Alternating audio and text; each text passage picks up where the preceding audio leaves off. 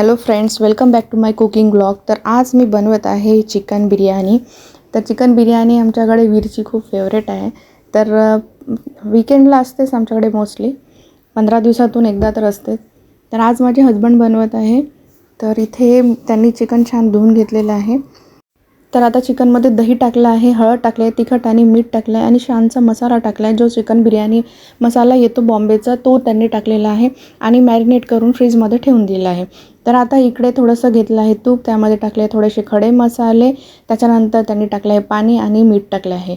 तर ते बॉईल आल्यानंतर त्यामध्ये तांदूळ बासमती राईस, जो तुमच्याकडे बासमती राईस अवेलेबल असेल तो धुवून त्यामध्ये टाकायचा आणि भात 70 ते 80% थोडा कुक होऊ द्यायचा।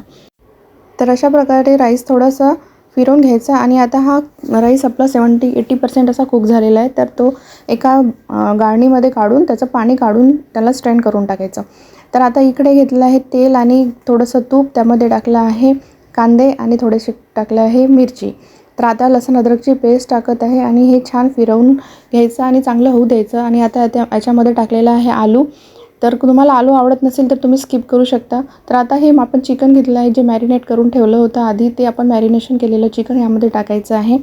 तर आता हे छानपैकी असं फिरवून घ्यायचं आहे आणि याला छान तेल सुटतं तर आणि दह्याला पण थोडंसं पाणी सुटतं। तर आपण ह्या चिकनला थोडंसं कुक होऊ द्यायचं। तर आता इथे आपलं चिकन 70-80% असं कुक झालेलं आहे, तुम्ही बघू शकता इथे। तर त्यामध्ये त्याला छान एकदा फिरवून घ्यायचा आणि तो आपण जो राईस करून ठेवला होता, स्टीम करून ठेवला होता, तो त्यामध्ये टाकायचा। आणि आता आपण तो कांदे थोडेसे तळून घेतले होते ते त्याला लेअर करायचं आणि थोडासा राईस टाकायचा त्या चिकनवर। त्यानंतर फ्राईड केलेले कांदे, पुन्हा टाकायचा राईस, पुन्हा टाकायचा राईस आणि थोडंसं टाकायचं त्यामध्ये तूप, त्यानंतर टाकायचं आहे कोरिअँडर। तर तुम्ही अशा प्रकारे लेअर करून घ्यायचं। तर आता आपलं पूर्ण लेअर झालेलं आहे आणि वरून पुन्हा एकदा तूप सोडून त्याला स्टीम करून छान एक जाड पातेलं तुम्ही त्यावर ठेवून द्यायचं, म्हणजे ते स्टीम होतं किंवा बाहेर जात नाही।